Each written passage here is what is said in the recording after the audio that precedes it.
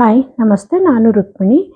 ಇವತ್ತೊಂದು ಬೆಳಗಿನ ಬ್ರೇಕ್‌ಫಾಸ್ಟಿಗೆ ಅವಲಕ್ಕಿನ ಯೂಸ್ ಮಾಡಿ ನಾನು ಸಿಂಪಲ್ ಆಗಿ ಮತ್ತೆ ಇನ್‌ಸ್ಟಂಟ್ ಆಗಿ ಇಡ್ಲಿ ಮಾಡೋದು ಹೇಗೆ ಅಂತ ತೋರಿಸ್ಕೊಡ್ತಾ ಇದ್ದೀನಿ. ತುಂಬಾನೇ ಚೆನ್ನಾಗಿರುತ್ತೆ. ತುಂಬಾ ಅದ್ಭುತವಾದ ಟೇಸ್ಟ್ ಕೂಡ ಕೊಡುತ್ತೆ. ಇನ್‌ಸ್ಟಂಟ್ ಆಗಿ ಬೇಗನೆ ಮಾಡ್ಕೋಬಹುದು. ಅಷ್ಟೇ ರುಚಿಯಾಗಿ ಕೂಡ ಬರುತ್ತೆ. ಜೊತೆಗೆ ಒಂದು ಕೆಂಪು ಚಟ್ನಿ ಕೂಡ ಮಾಡ್ತಾ ಇದ್ದೀನಿ. ಚಟ್ನಿ ಕೂಡ ಇಡ್ಲಿಗಂತೂ ತುಂಬಾನೇ ಸೂಪರ್ ಅಂತ ಕಾಂಬಿನೇಷನು. ಬನ್ನಿ ಹೇಗೆ ಮಾಡೋದು ಅಂತ ನೋಡ್ಕೊಳ್ಳೋಣ. ನಾನು ಮೊದಲಿಗೆ ನೋಡಿ ಇಲ್ಲಿ ಒಂದು ಪಾತ್ರೆ ತಗೊಂಡಿದ್ದೀನಿ.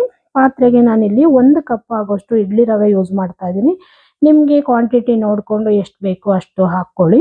1 ಕಪ್ಪು ನಾನು ಇಡ್ಲಿ ರವೆಗೆ ಸ್ವಲ್ಪ ನೀರು ಸೇರಿಸ್ಕೊಳ್ತಾ ಇದ್ದೀನಿ. ನೀರು ಸೇರಿಸ್ಕೊಂಡು ನೋಡಿ ಒಂದು 2ರಿಂದ 3 ಸಲ ಇದನ್ನು ಚೆನ್ನಾಗಿ ತೊಳ್ಕೊಳ್ಳೋಣ. ಉಜ್ಜಿಬಿಟ್ಟು ನೀಟಾಗಿ ತೊಳ್ಕೊಂಡು ತಗೋಬೇಕು. ರವೆಲಿರೋ ಗಲೀಜೆಲ್ಲ ನೀಟಾಗಿ ಹೋಗಬೇಕು. ಅದು ಬೆಳ್ಳಗೆ ಕಾಣಿಸ್ಬೇಕು. ಅಲ್ಲಿವರೆಗೂ ಇದೇ ರೀತಿ ನಾನು ನೀಟಾಗಿ ಉಜ್ಜಿ ಒಂದು 3 ಸಲ ಇದನ್ನು ತೊಳೆದು ನೀರೆಲ್ಲ ಶೋಧಿಸ್ಕೊಂಡು ತಗೊಳ್ತೀನಿ. ಅದರಲ್ಲಿರೋ ಗಲೀಜೆಲ್ಲ ಹೋಗ್ಬಿಡುತ್ತೆ. ಮತ್ತೆ ಬೆಳ್ಳಗೆ ಚೆನ್ನಾಗಿ ಕೂಡ ಕಾಣುತ್ತೆ. 3 ಸಲ ತೊಳ್ಕೊಂಡಿದ್ದಾದ್ಮೇಲೆ ಮತ್ತೆ ನೋಡಿ ಇದಕ್ಕೆ ನೀರು ಹಾಕ್ಕೊಂಡು ಜಾಸ್ತಿ ನೀರು ಹಾಕ್ಕೊಂಡು ಒಂದು 10ರಿಂದ 15 ನಿಮಿಷ ನಾನು ಇದನ್ನು ನೆನೆಯಕ್ಕೆ ಬಿಟ್ಬಿಡ್ತೀನಿ. ನಮಗೆ ಎಷ್ಟು ಬೇಕು ಒಂದು 15 ನಿಮಿಷ ನೆನೆಸ್ಕೊಂಡ್ರೆ ಸಾಕು. ಜಾಸ್ತಿ ಕೂಡ ನೆನೆಸ್ಕೋಬಹುದು, ಚೆನ್ನಾಗಿರುತ್ತೆ. ಈಗ ಇನ್ನೊಂದು ಪಾತ್ರೆಗೆ ನೋಡಿ ನಾನಿಲ್ಲಿ ಪೇಪರ್ ಅವಲಕ್ಕಿ ಯೂಸ್ ಮಾಡ್ತಾ ಇದ್ದೀನಿ. ಇಲ್ಲಿ ಪೇಪರ್ ಅವಲಕ್ಕಿ ಯೂಸ್ ಮಾಡಿದ್ರೆ ಇಡ್ಲಿ ಅಂತೂ ತುಂಬಾನೇ ಚೆನ್ನಾಗಿ ಬರುತ್ತೆ. ಪೇಪರ್ ಅವಲಕ್ಕಿನೇ ಯೂಸ್ ಮಾಡಿ. ಇದನ್ನು ಕೂಡ ಒಂದು ಸಲ ತೊಳ್ಕೊಳ್ತೀನಿ. ಯಾಕೆಂದರೆ ಇದು ತುಂಬ ಚೆನ್ನಾಗಿದೆ. ಹಾಗಾಗಿ ಇದನ್ನೇನು 2-3 ಸಲ ತೊಳೆಯೋ ಅವಶ್ಯಕತೆ ಇಲ್ಲ. ಇದನ್ನು ಒಂದು ಸಲ ಸಾಕು ತೊಳ್ಕೊಂಡು ಇದರಲ್ಲಿರೋ ನೀರು ಕೂಡ ಶೋಧಿಸ್ಬಿಟ್ಟು ಇದನ್ನು ಕೂಡ ನಾನು ನೆನೆಯಕ್ಕೆ ಇಟ್ಬಿಡ್ತೀನಿ. ಇದೇನು ತೊಳಿತಾ ಇದ್ದಂಗೆ ನೆಂದೋಗ್ಬಿಡುತ್ತೆ ಚೆನ್ನಾಗಿ ಪೇಪರ್ ಅವಲಕ್ಕಿ ಆಗಿರೋದ್ರಿಂದ. ನೋಡಿ ಇದನ್ನು ತೆಗೆದು ಇಟ್ಬಿಡ್ತೀನಿ. ತೋರಿಸ್ತಿದ್ದೀನಿ ನೋಡಿ, ಚೆನ್ನಾಗಿ ಒಂದು ಸಲ ತೊಳ್ಕೊಂಡೆ ಆಗಲೇ ಚೆನ್ನಾಗಿ ನೆಂದಿದೆ ಇದು. ಈ ರೀತಿ ಆಗಬೇಕಿದು. ಇದನ್ನು ಕೂಡ ಒಂದು 15 ನಿಮಿಷ ನೆನೆಯಕ್ಕೆ ಇಟ್ಬಿಡ್ತೀನಿ. ಇದೆರಡು ನೆನೆಯೋವರೆಗೂ ಒಂದು ಚಟ್ನಿ ಮಾಡ್ಕೊಳ್ಳೋಣ. ಚಟ್ನಿ ಮಾಡ್ಕೊಳ್ಳೋಕ್ಕೋಸ್ಕರ ಸ್ಟವ್ ಮೇಲೆ ಒಂದು ಬಾಣಲಿ ಇಟ್ಕೊಂಡಿದ್ದೀನಿ. ಬಾಣಲಿಗೆ 1 ಸ್ಪೂನ್ ಆಗೋಷ್ಟು ಎಣ್ಣೆ ಸೇರಿಸ್ಕೊಳ್ತಾ ಇದ್ದೀನಿ. ನೋಡಿ ಎಣ್ಣೆ ಕೂಡ ಬಿಸಿ ಆಗ್ತಾ ಇದ್ದಂಗೆ ಸ್ವಲ್ಪ ಕಡಲೆ ಬೀಜ ಹಾಕ್ಕೊಳ್ತಾ ಇದ್ದೀನಿ. ಜೊತೆಗೆ ಒಂದು 3 ಹಸಿರು ಮೆಣಸಿನ್ಕಾಯಿ ಸೇರಿಸ್ಕೊಳ್ತಾ ಇದ್ದೀನಿ. ಒಂದು 4ರಿಂದ 5 ಬೆಳ್ಳುಳ್ಳಿ ಎಸ್ಳು, ಆಮೇಲೆ 1-2 ಬ್ಯಾಡಗಿ ಮೆಣಸಿನ್ಕಾಯಿ, ಆಮೇಲೆ ಸ್ವಲ್ಪ ಕರಿಬೇವು, ಆಮೇಲೆ ಒಂದು ಸ್ವಲ್ಪ ತೆಂಗಿನಕಾಯಿ ಸೇರಿಸ್ಕೊಳ್ತಾ ಇದ್ದೀನಿ. ನೀವು ಕ್ವಾಂಟಿಟಿ ನೋಡಿಕೊಂಡು ತೆಂಗಿನಕಾಯಿ ಮತ್ತು ಕಡಲೆ ಬೀಜನ ಸೇರಿಸ್ಕೊಳ್ಳಿ. ನೋಡಿ ಇಷ್ಟನ್ನು ಸೇರಿಸ್ಕೊಂಡು ಇದನ್ನು 1 ನಿಮಿಷ ನಾನು ಮೀಡಿಯಂ ಫ್ಲೇಮಲ್ಲಿ ಫ್ರೈ ಮಾಡ್ಕೊಳ್ತೀನಿ. ಇದು ಸ್ವಲ್ಪ ಕಲರ್ ಚೇಂಜ್ ಆಗಿ ಇದರಲ್ಲಿರೋ ಹಸಿ ಸ್ಮೆಲ್ ಎಲ್ಲ ಹೋಗಬೇಕು. ಅಲ್ಲಿವರೆಗೂ ನಾನು ಇದನ್ನು ಫ್ರೈ ಮಾಡ್ಕೊಂಡಿದ್ದೀನಿ. ನೋಡಿ 1 ನಿಮಿಷ ಫ್ರೈ ಮಾಡ್ಕೊಂಡಿದ್ದೀನಿ. ಚೆನ್ನಾಗಿ ಫ್ರೈ ಆಗಿದೆ ಕೂಡ. ಇವಾಗ ನಾನು ಇದಕ್ಕೆ ಮೀಡಿಯಂ ಸೈಜು 2 ಟೊಮೊಟೊ ಹಾಕ್ಕೊಳ್ತಾ ಇದ್ದೀನಿ. ಬೇಕು ಅನ್ನೋರು ಬೇಕಾದ್ರೆ ಇನ್ನೂ ಒಂದು ಎಕ್ಸ್ಟ್ರಾ ಕೂಡ ಹಾಕ್ಕೋಬೋದು. ತುಂಬಾ ಚೆನ್ನಾಗಿರುತ್ತೆ. ಜೊತೆಗೆ ಸ್ವಲ್ಪ ಕೊತ್ತಂಬರಿ ಸೊಪ್ಪು ಹಾಕ್ಕೊಳ್ತಾ ಇದ್ದೀನಿ. ನೋಡಿ ಕೊತ್ತಂಬರಿ ಸೊಪ್ಪು ಟೊಮೊಟೊ 2 ಹಾಕ್ಕೊಂಡ್ಮೇಲೆ ಇದು ಚೆನ್ನಾಗಿ ಸಾಫ್ಟ್ ಆಗಬೇಕು. ಅಲ್ಲಿವರೆಗೂ ನಾನು ಇನ್ನೂ 1 ನಿಮಿಷ ಇದನ್ನು ಮೀಡಿಯಂ ಫ್ಲೇಮಲ್ಲೇ ಬೇಯಿಸ್ಕೊಳ್ತೀನಿ. ನೀಟಾಗಿ ಫ್ರೈ ಮಾಡಿ ತಗೊಳ್ತೀನಿ. ಟೊಮೊಟೊ ಫುಲ್ ಸಾಫ್ಟ್ ಆಗಬೇಕು. ಅಲ್ಲಿವರೆಗೂ ನಾವು ಇದನ್ನು ಫ್ರೈ ಮಾಡ್ಕೊಬೇಕು. ನೋಡಿ ಇವಾಗ ಟೊಮೊಟೊ, ಈರುಳ್ಳಿ, ತೆಂಗಿನಕಾಯಿ ಎಲ್ಲ ಕೂಡ ಚೆನ್ನಾಗಿ ಸಾಫ್ಟಾಗಿ ಫ್ರೈ ಆಗಿದೆ. ಇವಾಗ ಇದನ್ನು ಇಟ್ಬಿಡ್ತೀನಿ. ಒಂದು 5 ನಿಮಿಷ ತಣ್ಣಗಾಗಿ ಬಿಟ್ಬಿಡೋಣ ಇದನ್ನು. ಒಂದು 5 ನಿಮಿಷ ತಣ್ಣಗಾದ್ಮೇಲೆ ನಾನು ಇದನ್ನು ಮಿಕ್ಸಿ ಜಾರಿಗೆ ಸೇರಿಸ್ಕೊಳ್ತೀನಿ. ನೋಡಿ ಒಂದು 5 ನಿಮಿಷ ಆದಮೇಲೆ ಮಸಾಲೆ ಎಲ್ಲ ತಣ್ಣಗಾಗಿತ್ತು. ಇವಾಗ ಒಂದು ಮಿಕ್ಸಿ ಜಾರಿಗೆ ಸೇರಿಸ್ಕೊಳ್ತಾ ಇದ್ದೀನಿ. ಎಲ್ಲನೂ ಕೂಡ ಸೇರಿಸ್ಕೊಂಡು ಇದಕ್ಕೆ ಸ್ವಲ್ಪ ಉಪ್ಪು ಮತ್ತು ನೀರು ಎರಡನ್ನೂ ಸೇರಿಸ್ಕೊಂಡು ಸಣ್ಣಕ್ಕೆ ರುಬ್ಕೋಬೇಕಾಗತ್ತೆ. ನಮಗೆ ಯಾವ ಹದದಲ್ಲಿ ಬೇಕೋ ಆ ಹದದಲ್ಲಿ ನೀರು ಮತ್ತು ಉಪ್ಪು ಸೇರಿಸ್ಕೊಂಡು ನಾನಿಲ್ಲಿ ರುಬ್ಕೊಂಡು ತಗೊಳ್ತೀನಿ. ನೋಡಿ ರುಬ್ಕೊಬಂದಿದ್ದೀನಿ ಕೂಡ. ಸೂಪರಾಗಿ ಕೆಂಪು ಚಟ್ನಿ ಕೂಡ ರೆಡಿ ಆಗಿದೆ. ಇದನ್ನು ತೆಗೆದು ಒಂದು ಬಟ್ಲಿಗೆ ಸೇರಿಸ್ಕೊಂಡು ಸ್ವಲ್ಪ ಜಾರ್ ತೊಳೆದು ಆ ನೀರು ಕೂಡ ಸೇರಿಸ್ಕೊಳ್ತೀನಿ. ಚಟ್ನಿ ಸ್ವಲ್ಪ ಗಟ್ಟಿ ಇರೋದ್ರಿಂದ ನಮಗೆ ತೆಳ್ಳಗೆ ಬೇಕಾ ಗಟ್ಟಿ ಬೇಕಾ ಯಾವ ರೀತಿ ಬೇಕಾ ಆ ರೀತಿ ಮಾಡ್ಕೊಬೋದು. ಜಾರ್ ಕೂಡ ತೊಳೆದು ಸ್ವಲ್ಪ ಒಂದು ಅರ್ಧ ಗ್ಲಾಸ್ ಆಗೋಷ್ಟು ನೀರು ಹಾಕಿ ಅದನ್ನು ಕೂಡ ಮಿಕ್ಸ್ ಮಾಡ್ಕೊಳ್ತಾ ಇದ್ದೀನಿ. ಮಿಕ್ಸ್ ಮಾಡ್ಕೊಂಡು ಇದಕ್ಕೊಂದು ಪುಟ್ಟದಾಗಿ ಒಗ್ಗರಣೆ ಹಾಕ್ಕೊಳ್ಳೋಣ. ಒಗ್ಗರಣೆಗೆ ಸ್ವಲ್ಪ ಸಾಸಿವೆ ಮತ್ತು ಕರಿಬೇವು ಅಷ್ಟೇ ಹಾಕ್ಕೊಂಡಿದ್ದೀನಿ, ಇನ್ನೇನಿಲ್ಲ. ಬೇಕನ್ನೋರು ಉದ್ದಿನಬೇಳೆ ಆಮೇಲೆ ಒಣಮೆಣಸಿನ್ಕಾಯಿ ಕೂಡ 1-2 ಹಾಕ್ಕೊಬೋದು. ನಾನು ಇದೆರಡನ್ನೇ ಹಾಕ್ಕೊಂಡು ಒಗ್ಗರಣೆ ಮಾಡಿಕೊಂಡು ಚಟ್ನಿಗೆ ಸೇರಿಸ್ಕೊಂಡಿದ್ದೀನಿ. ನೋಡಿ ಇಷ್ಟೇ ಸೂಪರಾಗಿ ಕೆಂಪು ಚಟ್ನಿ ಕೂಡ ರೆಡಿ ಆಯಿತು. ಇದನ್ನು ಕೂಡ ತೆಗೆದು ಸೈಡಲ್ಲಿ ಎತ್ತಿಟ್ಕೊಂಡ್ಬಿಡೋಣ. ಇವಾಗ ಈ ಕಡೆ ಗಮನ ಹರಿಸೋಣ. ಇವಾಗ ನೋಡಿ ಒಂದು ದೊಡ್ಡ ಮಿಕ್ಸಿ ಜಾರಿಗೆ ಅವಲಕ್ಕಿ ನೆನೆಸಿಟ್ಕೊಂಡಿದ್ನಲ್ಲ, ನೋಡಿ ತೋರಿಸ್ತಿದ್ದೀನಿ ಎಷ್ಟು ಚೆನ್ನಾಗಿ ಸಾಫ್ಟ್ ಆಗಿದೆ ಅಂತೇಳಿ. ಇದನ್ನು ಹಾಕ್ಕೊಳ್ತಾ ಇದ್ದೀನಿ. ಇದ್ರ ಜೊತೆಗೆ ಜೊತೆಗೆ ಅದನ್ನು ಹಾಕ್ಕೊಂಡು ಇದ್ರ ಜೊತೆಗೆ ನಾನಿಲ್ಲಿ ಅರ್ಧ ಕಪ್ ಆಗೋಷ್ಟು ಹಸಿ ತೆಂಗಿನಕಾಯಿ ತೊಗೊಂಡಿದ್ದೀನಿ. ಬೇಕು ಅನ್ನೋರು 1 ಕಪ್ ಕೂಡ ಹಾಕ್ಕೋಬೋದು, ತುಂಬ ಚೆನ್ನಾಗಿರುತ್ತೆ. ಆಮೇಲೆ ಒಂದು ಅರ್ಧ ಕಪ್ ಆಗೋಷ್ಟು ಮೊಸರು ಹಾಕ್ಕೊಳ್ತಾ ಇದ್ದೀನಿ ಹುಳಿಗೆ.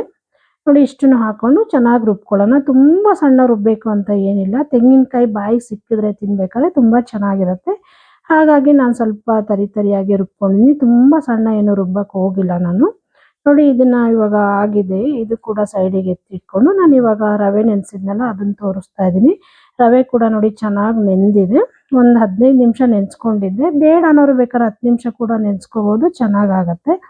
ನೀರೆಲ್ಲ ನಾನೀಗ ಜಾಲಿಸ್ಬಿಟ್ಟು ನೀರೆಲ್ಲ ಸೋದಿಸಿ ತಗೊಂಡಿದ್ದೀನಿ. ಇವಾಗ ನಾನು ರುಬ್ಬಿಟ್ಕೊಂಡಿದ್ನಲ್ಲ ಅವಲಕ್ಕಿ, ತೆಂಗಿನಕಾಯಿ ಮತ್ತು ಮೊಸರನ್ನ ಇದನ್ನ ಇವಾಗ ಇದ್ರ ಜೊತೆಗೆ ಸೇರಿಸ್ಕೊಳ್ತಾ ಇದ್ದೀನಿ. ಪೂರ್ತಿಯಾಗಿ ಜಾರೆಲ್ಲ ಕ್ಲೀನ್ ಮಾಡಿಕೊಂಡು ಅದ್ರ ಜೊತೆ ಸೇರಿಸ್ಕೊಂಡು ನೋಡಿ ಇವಾಗ ರುಚಿಗೆ ತಕ್ಕಷ್ಟು ಉಪ್ಪು ಕೂಡ ಸೇರಿಸ್ಕೊಳ್ತಾ ಇದ್ದೀನಿ.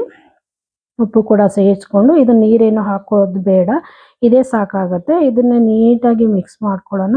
ನೀಟಾಗಿ ಒಂದಕ್ಕೊಂದು ಹೊಂದ್ಕೋಬೇಕು. ಆ ರೀತಿ ಒಂದು 2ರಿಂದ 3 ನಿಮಿಷ ನಾವು ಇದನ್ನ ಚೆನ್ನಾಗಿ ಮಿಕ್ಸ್ ಮಾಡ್ಕೋಬೇಕು. ಒಂದೇ ಡೈರೆಕ್ಷನಲ್ಲಿ ಮಿಕ್ಸ್ ಮಾಡ್ಕೋಬೇಕು.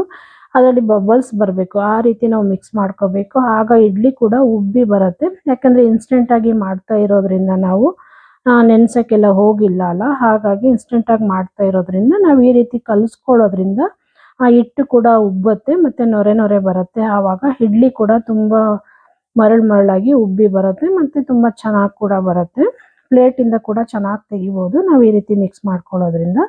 ಮಿಕ್ಸ್ ಮಾಡ್ಕೊಂಡು ಇದಾದಮೇಲೆ ನೋಡಿ ಇಡ್ಲಿ ಪ್ಲೇಟಿಗೆ ನಾನು ಸ್ವಲ್ಪ ಎಣ್ಣೆ ಹಾಕ್ಕೊಂಡು ಒರೆಸ್ಕೊಳ್ತಾ ಇದ್ದೀನಿ. ಎಣ್ಣೆ ಕೂಡ ಹಾಕ್ಕೊಂಡು ನೀಟಾಗಿ ಸವರ್ಕೊಂಡ್ಬಿಟ್ಟು ನಾನು ಇದಕ್ಕೆ ಇಡ್ಲಿ ಹಿಟ್ಟಿತ್ತಲ್ಲ ಅದನ್ನು ನಾನು ಪ್ಲೇಟಿಗೆ ಸ್ವಲ್ಪನೇ ಹಾಕ್ಕೊಳ್ತೀನಿ. ತುಂಬ ಎಲ್ಲ ಹಾಕಕ್ಕೆ ಹೋಗೋದು ಬೇಡ. ಮುಕ್ಕಾಲು ಭಾಗ ಹಾಕಿದ್ರೆ ಸಾಕು. ಅದು ಬೆಂದಮೇಲೆ ಜಾಸ್ತಿ ಆಗುತ್ತೆ, ಸೈಡೆಲ್ಲ ಬಂದ್ಬಿಡುತ್ತೆ. ಹಾಗಾಗಿ ಸ್ವಲ್ಪನೇ ಸೇರಿಸ್ಕೊಳ್ತಾ ಇದ್ದೀನಿ. ನೋಡಿ ಇದೇ ರೀತಿ ನಾನು ಇರೋ ಎಲ್ಲ ಪ್ಲೇಟ್ಗಳಿಗೂ ನಾನು ಇಡ್ಲಿ ಹಿಟ್ಟನ್ನ ಸೇರಿಸ್ಕೊಂಡು ಆಮೇಲೆ ಇಡ್ಲಿ ಪಾತ್ರೆ ಕೂಡ ಸ್ಟವ್ ಮೇಲೆ ಇಟ್ಕೊಂಡಿದ್ದೀನಿ. ನೀರು ಕೂಡ ಚೆನ್ನಾಗಿ ಕಾಯ್ಕೊಂಡಿದೆ ನೋಡಿ. ಇವಾಗ ಎಲ್ಲ ಪ್ಲೇಟ್ಗಳನ್ನು ನಾನು ಇದಕ್ಕೆ ಇಡ್ಲಿ ಪಾತ್ರೆಗೆ ಹಾಕ್ಕೊಳ್ತಾ ಇದ್ದೀನಿ. ಹಾಕ್ಕೊಂಡು ಪ್ಲೇಟ್ ಮುಚ್ಚಿ ಒಂದು 10ರಿಂದ 12 ನಿಮಿಷ ನಾವಿದು ಮೀಡಿಯಂ ಫ್ಲೇಮಲ್ಲಿ ಬೇಯಿಸ್ಕೋಬೇಕಾಗತ್ತೆ. ಒಂದು 12 ನಿಮಿಷ ಮೀಡಿಯಂ ಫ್ಲೇಮಲ್ಲಿ ಬೇಯಿಸ್ಕೊಂಡ್ರೆ ಸಾಕು. ಸೂಪರಾಗಿ ಇಡ್ಲಿ ರೆಡಿ ಆಗುತ್ತೆ. ನೋಡಿ ಇವಾಗ 12 ನಿಮಿಷ ಆದಮೇಲೆ ತೆಗೆದು ತೋರಿಸ್ತಾ ಇದ್ದೀನಿ. ನೋಡಿ ಇಡ್ಲಿ ಕೂಡ ಚೆನ್ನಾಗಿ ಬೆಂದಿದೆ ಕೂಡ, ಮತ್ತು ಎಲ್ಲೂ ಅಂಟ್ತಾ ಇಲ್ಲ. ಕೈಯಲ್ಲಿ ಮುಟ್ಟು ನೋಡಿದ್ರೆ ಅಂಟಬಾರ್ದು ಈ ಇಡ್ಲಿ, ಆ ರೀತಿ ಬರಬೇಕು. ನೋಡಿ ಚೆನ್ನಾಗಿ ಬೆಂದಿದೆ. ಇವಾಗ ಸೈಡಿಗೆ ಎತ್ತಿಟ್ಬಿಟ್ಟು ತಣ್ಣಗಾದ್ಮೇಲೆ ತೋರಿಸ್ತೀನಿ. ನೋಡಿ ಒಂದು 5 ನಿಮಿಷ ಆದಮೇಲೆ ತೆಗೆದು ತೋರಿಸ್ತಾ ಇದ್ದೀನಿ. ನೋಡಿ ಸ್ಪೂನಲ್ಲಿ ತೆಗಿತಾ ಇದ್ದೀನಿ ಎಷ್ಟು ಚೆನ್ನಾಗಿ ಬಂದಿದೆ ಅಂತೇಳಿ. ಸ್ವಲ್ಪನೂ ಅಂಟ್ತಾ ಇಲ್ಲ. ಮಲ್ಲಿಗೆ ಥರ ಅಷ್ಟೇ ಸಾಫ್ಟಾಗಿ ಬಂದಿದೆ. ಅಷ್ಟು ಚೆನ್ನಾಗಿ ಕೂಡ ಬಂದಿದೆ. ನೋಡಿ ಇನ್ಸ್ಟೆಂಟಾಗಿ ಯಾರಾದರೂ ನೆಂಟರುಗಳು ಬಂದರೆ ಮನೆಗೆ ಈ ರೀತಿ ಸಿಂಪಲ್ಲಾಗಿ ಇಡ್ಲಿ ಮಾಡ್ಕೋಬೇಕು, ಅಕ್ಕಿ ಏನು ನೆನೆಸಿಲ್ಲ ಅಂದ್ಕೊಂಡಿದ್ರೆ ಈ ರೀತಿ ಮಾಡಿ ಖಂಡಿತವಾಗ್ಲೂ ಎಲ್ಲರೂ ಇಷ್ಟಪಟ್ಟು ತಿಂತಾರೆ. ಅಷ್ಟೇ ರುಚಿಯಾಗಿ ಕೂಡ ಬರುತ್ತೆ. ಚಟ್ನಿ ಆಗ್ಬೋದು, ಇಲ್ಲ ಪಲ್ಯ ಆಗ್ಬೋದು, ಏನು ಬೇಕಾದ್ರೂ ಕಾಂಬಿನೇಷನ್ ಆಗಿ ಮಾಡ್ಕೊಬೋದು. ನೋಡಿ ಸೂಪರಾಗಿ ಇಡ್ಲಿ ರೆಡಿಯಾಗಿದೆ. ಸರ್ವ್ ಮಾಡಿ ತೋರಿಸ್ತಾ ಇದ್ದೀನಿ. ಎಷ್ಟು ಬೆಳ್ಳಗೆ ಕೂಡ ಬಂದಿದೆ ಅಂತೇಳಿ. ಜೊತೆಗೆ ಕೆಂಪು ಚಟ್ನಿ ಕೂಡ ಒಂದಕ್ಕೊಂದು ಕಾಂಬಿನೇಷನ್ ಅಂತೂ ತುಂಬಾ ಚೆನ್ನಾಗಿತ್ತು. ನೋಡಿ ಸಿಂಪಲ್ಲಾಗಿ ರವೆ ಮತ್ತು ಅವಲಕ್ಕಿ ಯೂಸ್ ಮಾಡಿ ಇಡ್ಲಿನ ಇನ್ಸ್ಟೆಂಟಾಗಿ ಮಾಡಿದ್ದೀನಿ. ನೋಡಿ ಇಡ್ಲಿ ರೆಸಿಪಿ ನಿಮಗೆಲ್ಲ ಇಷ್ಟ ಆಯಿತು ಅಂದ್ಕೊಳ್ತೀನಿ. ಇಷ್ಟ ಆದರೆ ಲೈಕ್ ಮಾಡಿ, ಶೇರ್ ಮಾಡಿ, ಸಬ್ಸ್ಕ್ರೈಬ್ ಮಾಡ್ಕೊಳ್ಳಿ. ಹಾಗೆ ಪಕ್ಕದಲ್ಲಿರೋ ಬೆಲ್ಲೈಕನ್ ಕೂಡ ಕ್ಲಿಕ್ ಮಾಡಿ. ನಾನು ಯಾವುದೇ ವಿಡಿಯೋ ಹಾಕಿದರೂ ನಿಮಗೆ ನೋಟಿಫಿಕೇಷನ್ ಬರುತ್ತೆ. ನೋಡಿ ಹೀಗೆ ಇನ್ನಷ್ಟು ಈಸಿ ಹಾಗೂ ಸಿಂಪಲ್ ರೆಸಿಪಿಗಳಿಗಾಗಿ ಅಡುಗೆ ಮನೆ ಚಾನಲ್ನ ಸಬ್ಸ್ಕ್ರೈಬ್ ಮಾಡ್ಕೊಂಡು ಸಪೋರ್ಟ್ ಮಾಡಿ ಅಂತ ಕೇಳ್ಕೊಳ್ತೀನಿ. Thank you friends. Thank you for watching my video. ಹೀಗೆ ನೋಡ್ತಾ ಇರಿ, ಸಪೋರ್ಟ್ ಮಾಡ್ತಾ ಇರಿ ಫ್ರೆಂಡ್ಸ್. Thank you.